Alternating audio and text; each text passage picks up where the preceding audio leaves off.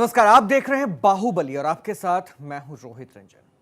80 के दशक में उत्तर प्रदेश की सियासत की तस्वीर बदल रही थी। कुछ ऐसा हो रहा था जिसकी पृष्ठभूमि पूर्वांचल में लिखी जा रही थी। गोरखपुर में ऐसी हलचल मची हुई थी जिससे लखनऊ समेत पूरा उत्तर प्रदेश थर्रा रहा था। इसकी कमान थाम रखी थी सियासत का उभरता चेहरा हरिशंकर तिवारी ने।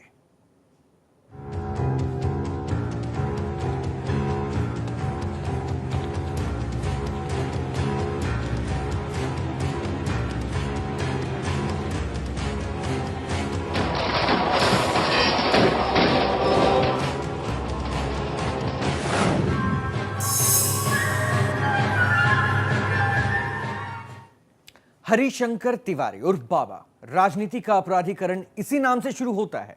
उत्तर प्रदेश की सियासत का ऐसा चेहरा जो गले तक जुर्म के दलदल में धंसा हुआ था, लेकिन सभी पार्टियां इस शख्स को गले लगाने के लिए तैयार रहती थी। माफियाओं के गॉडफादर की खौफ की कहानी 60-70 के दशक से शुरू होती है और आज तक वो जारी है।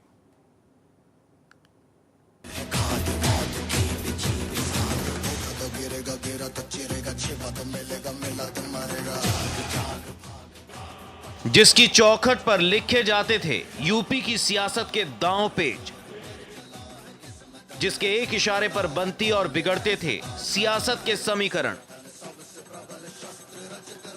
यूपी की सियासत में बोलती थी जिसकी तूती, उसका नाम है हरिशंकर तिवारी।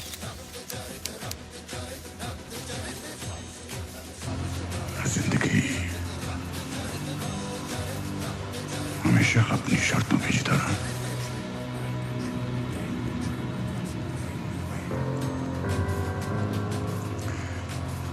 कभी किसी से डरा नहीं, कभी नहीं।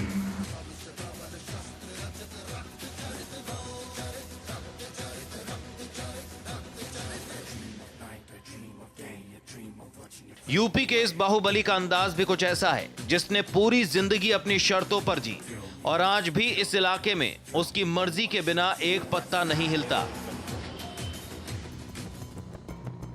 भले हरिशंकर तिवारी के सियासी दांवपेच उतने तगड़े नहीं रहे जैसे कि आज से 20 साल पहले हुआ करते थे, लेकिन अंदाज आज भी वैसा ही है जैसे 20 साल पहले हुआ करता था।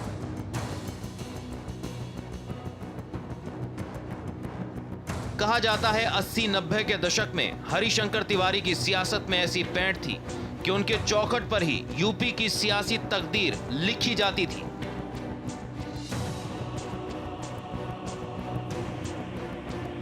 सत्तर के दशक में हथियार उठाने वाले हरिशंकर तिवारी ऐसे पहले नेता थे जिन्होंने जेल की 4 दीवारी में रहकर अपना पहला चुनाव जीता और वहीं से शुरू होता है बाहुबली हरिशंकर तिवारी की सियासी सफर।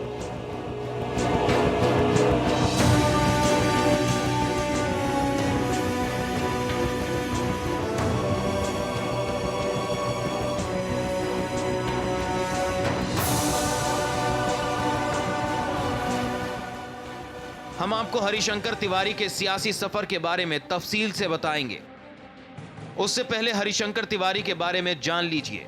यूपी के पूर्वांचल में आज हरिशंकर तिवारी का खौफ इतना है कि कोई भी उनके खिलाफ आवाज उठाने की हिम्मत नहीं जुटा पाता। सारे समय में लगभग 5 दशक में पंडित हरिशंकर तिवारी का वर्चस्व कायम रहा और कई माफिया मारे गए, कई विधायकों की हत्या हुई, लेकिन हरिशंकर तिवारी ही एक ऐसे रहे जो लगातार अपने वर्चस्व को कायम रख पाए। विधायक भी रहे, मंत्री भी रहे और आज भी उनका वर्चस्व उसी तरह है।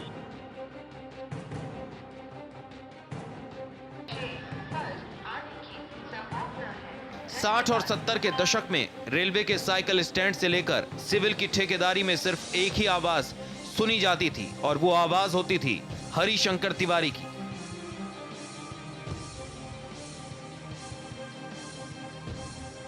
ठेकेदारी के जरिए हरिशंकर तिवारी न सिर्फ अकूत संपत्ति के मालिक बने, बल्कि उन्होंने ऐसा पैर जमाए कि उखाड़ पाना नामुमकिन हो गया। ठेकेदारी को लेकर गोलियों की तड़तड़ाहट से गोरखपुर थर्रा उठा। जिस किसी ने भी रास्ते में आने की कोशिश की उसकी खून से गोरखपुर की धरती लाल होने लगी और इसी के साथ सामने आया हरिशंकर तिवारी रक्त चरित्र। जाता है कि बीजी के ठेके को लेके विक्रम सिंह की हत्या लखनऊ बीजी कार्यालय में हुई 90-91 के दौरान, उसका भी आरोप पंडित जी पे लगा। फिर गोरखपुर रेलवे ठेके को भी लेकर लगातार आरोप लगते रहे और कई हत्याएं भी हुई। तो इस तरीके से अगर देखा जाए तो राजनीति में आने के बाद भी ठेके को लेके घटनाएं होती रही, वो थमी नहीं। 70 और 80 के दशक के दौरान हरिशंकर तिवारी के गुनाहों की फहरिस्त दिन ब दिन बढ़ती चली गई। हरिशंकर तिवारी के ऊपर 26 केस दर्ज हैं, जिसमें हत्या की कोशिश, फिरौती, वसूली, सरकारी काम में बाधा पहुंचाना, बलवे जैसे मामले शामिल हैं। यह सत्य को दूसरे तरफ मोड़ना है। आरोप जिस पर लग रहा है उस आरोप को वो चाहते हैं कि इस तरह की बातों को करके दूसरे किसी पर आक्षेप लगा करके उसको आवरण बनाना चाहते हैं और सच्चाई को छिपाना चाहते हैं। हम ऐसे विकृत मानसिकता के नहीं हैं। इस बाहुबली के बारे में कहा जाता है कि भले सूबे में सरकार चाहे जिस किसी की भी हो, हरिशंकर तिवारी का रुतबा कभी कम नहीं हुआ। हरिशंकर तिवारी ने अपने माफिया राज को चलाने के लिए सियासत को हथियार बनाया और जिसकी सरकार उसका साथ की नीति अपनाई। इस बाहुबली ने कैसे कैसे पाले बदले हम आपको आगे बताएंगे। बुलेट और बैलेट के तालमेल को कैसे बनाया हम आपको आगे बताएंगे। उससे पहले सुनिए हरिशंकर तिवारी ने बाहुबली हरिशंकर तिवारी तक का सफर कैसे पूरा किया। पंडित हरिशंकर तिवारी गोरखपुर यूनिवर्सिटी के छात्र रह चुके हैं। 60 के दशक में पंडित सूर्यमणि त्रिपाठी कार्य परिषद के सदस्य हुआ करते थे। उन्हीं के सहयोग से गोरखपुर विश्वविद्यालय की स्थापना हुई थी। इसी गोरखपुर विश्वविद्यालय से शुरू होता है हरिशंकर तिवारी का बाहुबली बनने का सफर, जिसकी पृष्ठभूमि कार्य परिषद की बैठक में तैयार हुई। देखिए, पंडित हरिशंकर तिवारी गोरखपुर विश्वविद्यालय के छात्र रहे हैं। 60 के दशक में जब पंडित सूर्यमणि त्रिपाठी वहाँ कार्य परिषद के सदस्य हुआ करते थे, उन्हीं के प्रयास से कहा जाता है कि विश्वविद्यालय खुला था। एक बार कार्य परिषद की बैठक में दिग्विजय नाथ जी ने कुछ विरोध किया और कुछ बोला उनको, जिसके विरोध में पंडित हरिशंकर तिवारी खड़े हो गए। ये बात उन्हें नागवार गुजरी। बाद में ये भी कहा जाता है कि पंडित जी के लोगों ने दिग्विजय नाथ पर हाथ उठा दिया था, जिसके बाद दिग्विजय नाथ के लोग उनके पीछे पड़े, जैसा कि बताया जाता है। इसके बाद से ही गोरखपुर में ठाकुर और ब्राह्मण की राजनीति शुरू। 1960 के दशक में गोरखपुर में दो मशहूर शख्सियत थी। एक गोरखपुर गोरखनाथ के पीठाधीश्वर महंत दिग्विजय नाथ, तो दूसरे पंडित सुरती नारायण मणि त्रिपाठी। दोनों लोग काफी प्रभावशाली माने जाते थे। गोरखपुर विश्वविद्यालय के निर्माण में पंडित तिवारी की भूमिका अहम मानी जाती थी। ये वो वक्त था जब गोरखपुर में तूफान से पहले आने वाला सन्नाटा छाया हुआ था, लेकिन इस कार्य परिषद की बैठक के बाद ऐसा तूफान आने वाला था जिसकी कल्पना गोरखपुर के लोगों ने नहीं की थी। कहते हैं कार्य परिषद की बैठक के दौरान दिग्विजय सिंह ने सुरती मणि त्रिपाठी का विरोध किया। ये बात दर्शक दीर्घता में बैठे हरिशंकर तिवारी को नागवार गुजरी और उन्होंने इसका विरोध किया।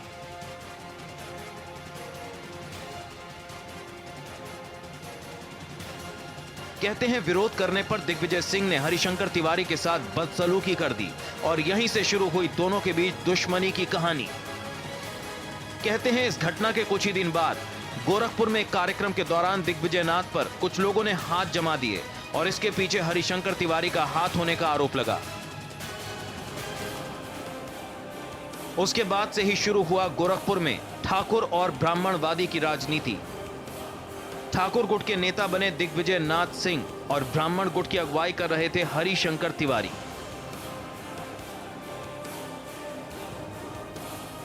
कि जब ये वहाँ पे ये वर्चस्व की लड़ाई जातिगत आधार पे देखी गई तो राजपूत और ठाकुर वर्ग वो बहुत मजबूती से खड़ा हुआ था। एक समय ये भी था कि ये दोनों वर्गों के बीच में, इन दोनों जातियों के बीच में जो लड़ाई थी उससे पूर्वांचल कांप जाता था और खुलेआम गोलीबारी हो रही है, लोगों को मारा जा रहा है, चेज़ हो रही है, पुलिस इन्वॉल्व हो रही है। तमाम सारे ऐसे केस गोरखपुर में देखे गए, बनारस में देखे गए, आजमगढ़ में देखे गए। इसके बाद जो हत्याओं का सिलसिला शुरू हुआ वो कई सालों तक चलता रहा। हालात ऐसे हो गए कि गोरखपुर की तुलना 60 और 70 के दशक के शिकागो से की जाने लगी। दोनों एक दूसरे का खून बहाने की ताक में रहते थे। पूर्वांचल की सड़कों पर खून पानी की तरह बहने लगा।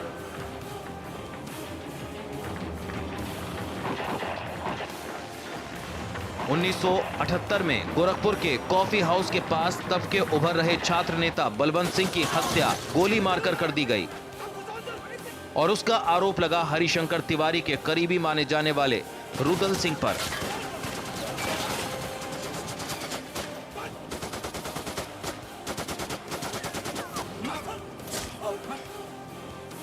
इस घटना के बाद शहर दो गुट में बंट गया, जिसका केंद्र बना गोरखपुर विश्वविद्यालय। इसके कुछ ही दिनों बाद 1978 में विश्वविद्यालय के तत्कालीन महामंत्री रंग नारायण पांडे की हत्या कर दी गई।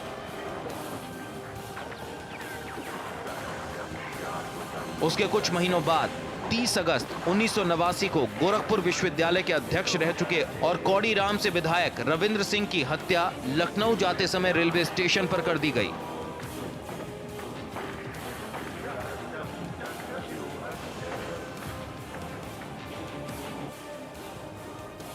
इस घटना ने उत्तर प्रदेश ही नहीं बल्कि पूरा देश को हिलाकर रख दिया।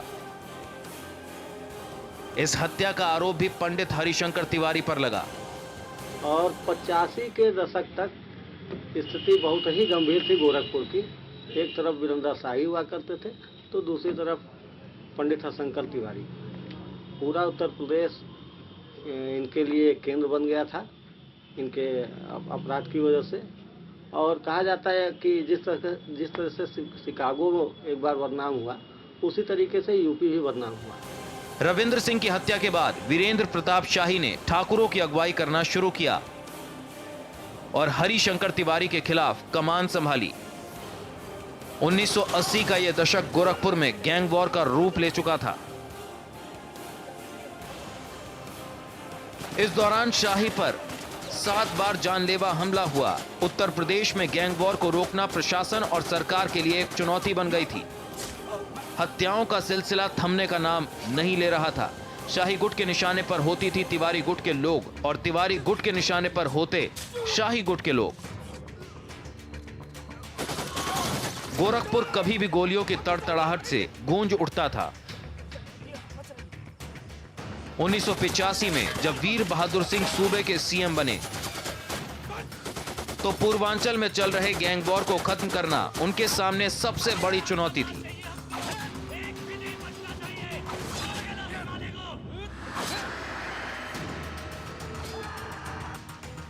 उस पर लगाम लगाने के लिए हरिशंकर तिवारी और वीरेंद्र शाही दोनों गिरफ्तार कर जेल भिजवा दिए।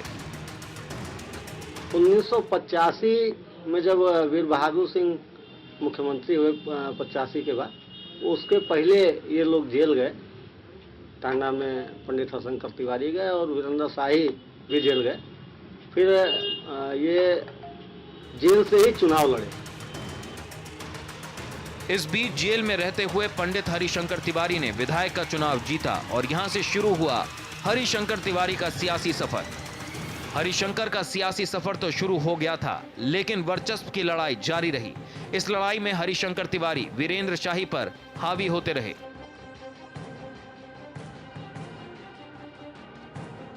Programming desk, national voice. तो बाहुबली हरिशंकर तिवारी की अनकही अनसुनी दास्तां आप देख रहे हैं। वैसे जुर्म की दुनिया में गॉडफादर के तौर पर पहचान बनाने वाले हरिशंकर तिवारी 80 का दशक आते आते बुलेट और बैलेट के कनेक्शन को अच्छी तरह से समझ चुके थे। वो जान चुके थे कि अगर अपना माफिया राज कायम कर रखना है तो सियासी रिश्ते को और मजबूत करना होगा। हरिशंकर तिवारी ने इस रिश्ते को मजबूत ही नहीं किया, बल्कि एक समय ऐसा आया कि सूबे की सियासत की तस्वीर इसी बाहुबली के इशारे पर बनती और बिगड़ती भी थी।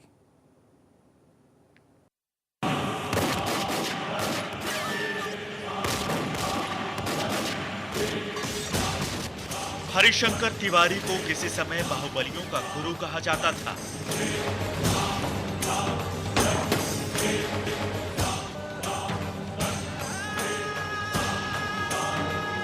हरिशंकर तिवारी ने पहली बार क्राइम के राजनीतिक कनेक्शन को ठीक से समझा और अपने माफिया राज को बनाए रखने के लिए सियासत का दामन थामा।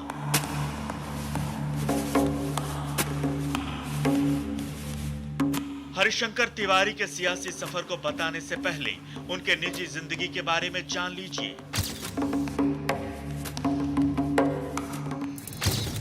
हरिशंकर तिवारी का जन्म गोरखपुर से 50 किलोमीटर दूर फुलवा टाडा गांव में हुआ था।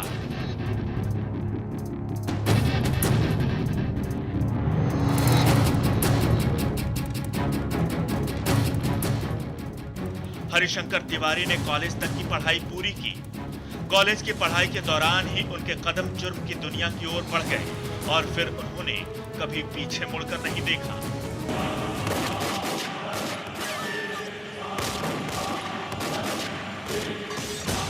साठ से 70 के दशक के दौरान हरिशंकर तिवारी अपराध की दुनिया के ऐसे बाज बन गए जिसके पंजे से किसी का बच पाना बहुत मुश्किल था।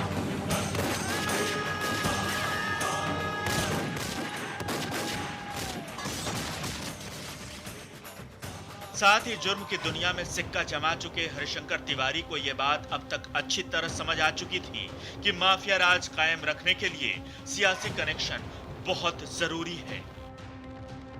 यही वजह थी कि 80 के दशक में सियासत की दुनिया में उन्होंने कदम रख दिया।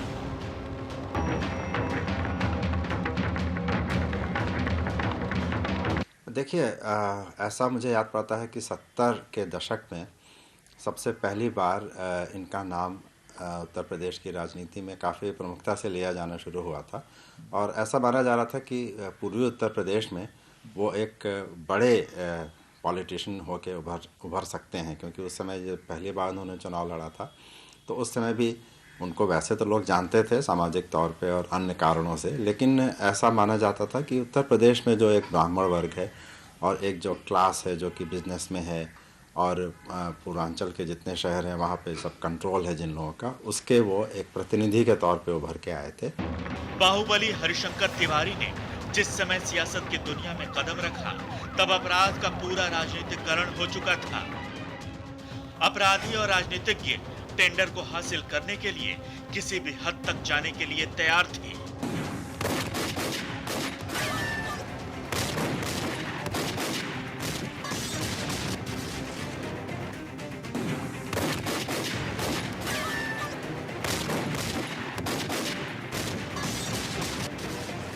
टेंडर हासिल करने के लिए खून बहाना आम बात हो चुकी थी। 1990 में रेलवे ठेके के लिए हरिशंकर तिवारी और विक्रम सिंह की भिड़ंत ने पूरे सूबे को हिलाकर रख दिया।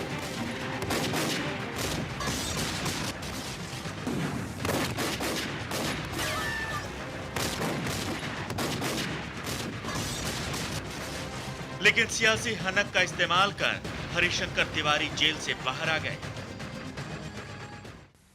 गोरखपुर और इसके आसपास जो पूर्वांचल के शहर थे वहाँ पे जो सबसे बड़ा एक बिजनेस एक्टिविटी होती थी वो या तो रेलवे को लेके होती थी या फिर उस समय इतना रियल एस्टेट और लैंड का काम तो नहीं था, लेकिन इसके बाद जो कॉन्ट्रैक्ट थे या इस तरह की चीज़ें थी वो सब चीज़ें वहाँ पे एक बड़े बिजनेस का मैं कह सकता हूँ कि एकमात्र जरिया यही था। और वहाँ के जितने भी लोग थे जो पॉलिटिक्स में आना चाहते थे या जिनका समाज पे एक वर्चस्व बना हुआ था, वो लोग इन्हीं दो चीज़ों पे कंट्रोल रखना चाहते थे। हरिशंकर तिवारी चुल्लूपार विधानसभा से लगातार 6 बार विधायक रहने वाले पहले ऐसे विधायक थे जिन्होंने जेल से ही चुनाव जीता था। हालांकि समय के साथ बाहुबलियों के इस गुरु की सियासत पर पकड़ ढीली होती चली गई। 1985 से 2007 तक वो विधायक रहे। 2007 में बीएसपी के राजेश त्रिपाठी से वो चुनाव हार गए।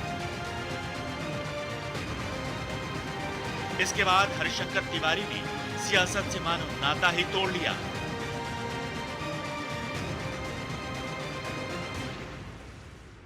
लेकिन इसके बाद भी आरोपों ने उनका दामन नहीं छोड़ा और राजेश त्रिपाठी की हत्या करने के लिए सुपारी देने का आरोप उन पर लगा।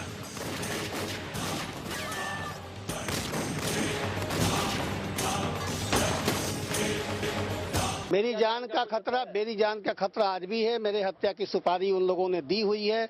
उसकी एसटीएफ आज भी इंक्वायरी कर रही है। और मैं ये भी कह रहा था, जो आपने 5 कारण गिनाए, ये 6वां कारण भी था कि जब के विधायक के हत्या की सुपारी दी गई हो और उसी व्यक्ति को टिकट दिया जा रहा हो, क्या मतलब बनाने का। 80 के दशक में हरिशंकर तिवारी ने निर्दलीय प्रत्याशी के तौर पर सियासत की दुनिया में कदम रखा था। माना जाता है कि पूर्वांचल के बाहुबलियों के राजनीति में कदम रखने की शुरुआत यहीं से हुई। इनके स्वागत में चाहे मायावती हो या मुलायम हो या बीजेपी हो, किसी ने इनके स्वागत में कोई कोर कसर नहीं छोड़ी और अपने अपने राजनीतिक फायदे के लिए सभी पार्टियों ने इनका इस्तेमाल किया।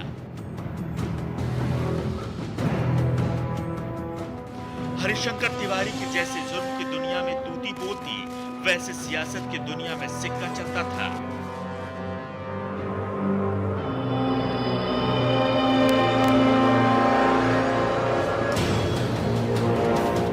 हरिशंकर तिवारी ने सियासत की दुनिया में अपना सिक्का जमाने के लिए सत्ता के साथ चलने की नीति अपनाई, यानी जिसकी सरकार उसको समर्थन देते थे।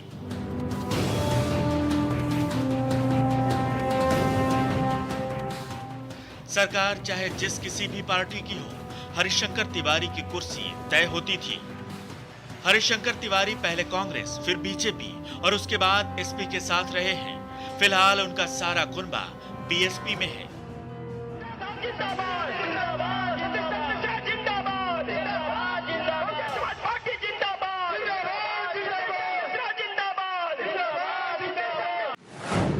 हरिशंकर तिवारी 3 बार निर्दलीय विधायक रहे, 2 बार कांग्रेस के टिकट से विधायक बने और 1 बार हरिशंकर तिवारी कांग्रेस के टिकट से चुनाव जीतकर विधायक बने।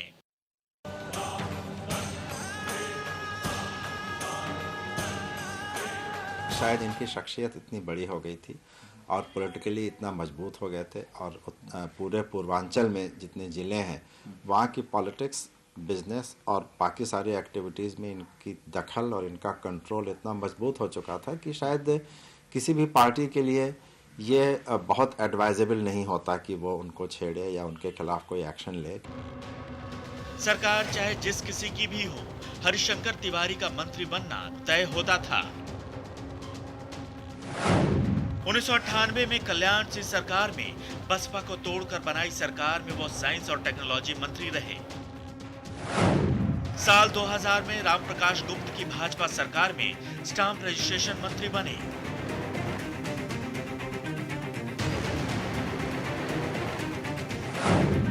इसके बाद 2001 में राजनाथ सिंह की भाजपा सरकार बनी, तब भी हरिशंकर तिवारी की मंत्री की कुर्सी कायम रही।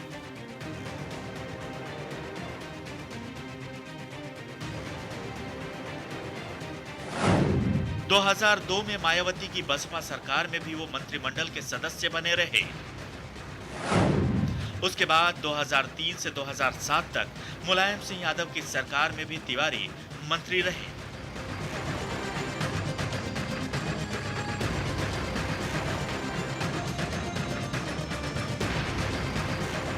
चिल्लूपार विधानसभा सीट बाहुबली हरिशंकर तिवारी के कारण काफी चर्चा में रही है। इसी सीट से हरिशंकर तिवारी ने 6 बार जीत हासिल की।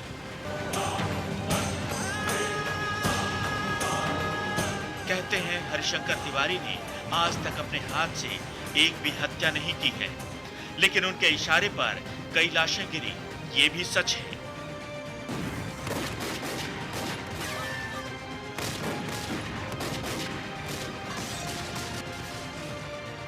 हरिशंकर तिवारी अपनी बढ़ती उम्र के आखिरी पड़ाव पर हैं। 2007 की हार के बाद सियासी गलियारों से वो कोसों दूर भी हैं। फिर भी गोरखपुर में हरिशंकर तिवारी की तूती बोलती है। सरकारी महकमे के अधिकारी से लेकर आम आदमी और व्यापारी वर्ग से बड़े उद्योगपति भी खौफ खाते हैं।